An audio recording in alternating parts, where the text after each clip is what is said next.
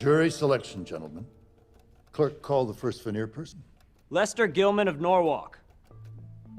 Mr. Gilman.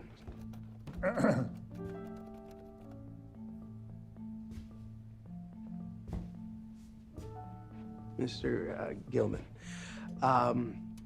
In this case, a colored man is accused of raping a white woman. Could you be fair in deciding such a case? I think so. No further questions. Accepted by the defense. To tell you the truth, I don't know much about them, the colored. We don't have too many in Stratford.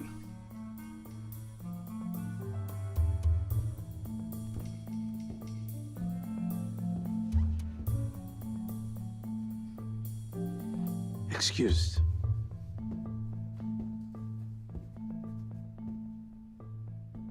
I'll be honest with you. I don't like the colored. Seems to me they're always getting into some sort of trouble.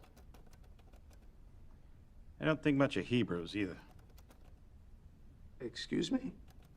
Well, you're one of them. I figured. Thank you for your candor, Mr. Wright. No further questions. Excuse for calls. Counselor? Your Honor, we move to have Mr. Wright excused for cause. On what grounds? I know. He just admitted he's biased. Mr. Wright, you're a law-abiding citizen, wouldn't you say? That's right, Your Honor. If I instructed you that the law requires that you set aside your bias, would you obey my instruction? Guess I'd have to. The challenge for cause is overruled. You may use a peremptory challenge. Your Honor, with all due respect... I've made my ruling.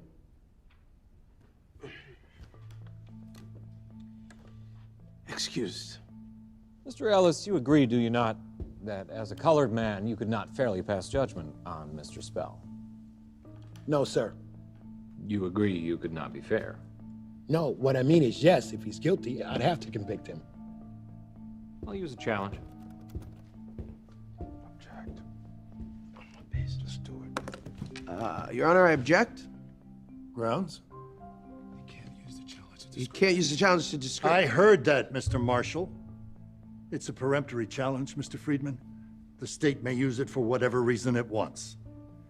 Mr. Willis, you have 4 left. The defense has 1. What's the point of that? Every single time they discriminate, we're going to object.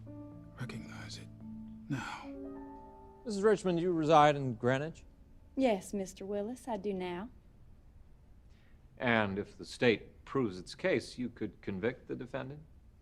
Yes, of course I could. Thank you, Mrs. Richmond. That's all I wanted to know.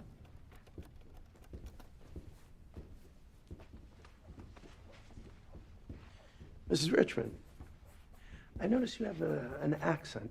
Really? Here, I thought you were the one with the accent, Mr. Friedman. Fair enough. Mrs. Richmond, where did you live before moving here? Raleigh, North Carolina. But now you live in Greenwich. Yes, that's right. Well, if you live in Greenwich, you must have heard about this case. It's all anybody talks about. I assume then that you've come to some sort of conclusion regarding the defendant's guilt or innocence? You assume incorrectly. I don't have all the evidence, now do I? Have you met Mrs. Strubing? In passing, at parties and community events. I believe we belong to the same club. Do you really think then, Mrs. Richmond, that with all of these connections, the club, the parties, that you could really just set all of that aside? I don't see why not. Thank you. No further questions. The state accepts, Mrs. Richmond. Your Honor, Mr. Friedman. Your Honor, may we have 5 minutes, please? Fine with me, Your Honor. The court will recess for exactly 5 minutes, but we're not going to make a habit of this, are we, Counselor? No, of course not. Thank you, Your Honor.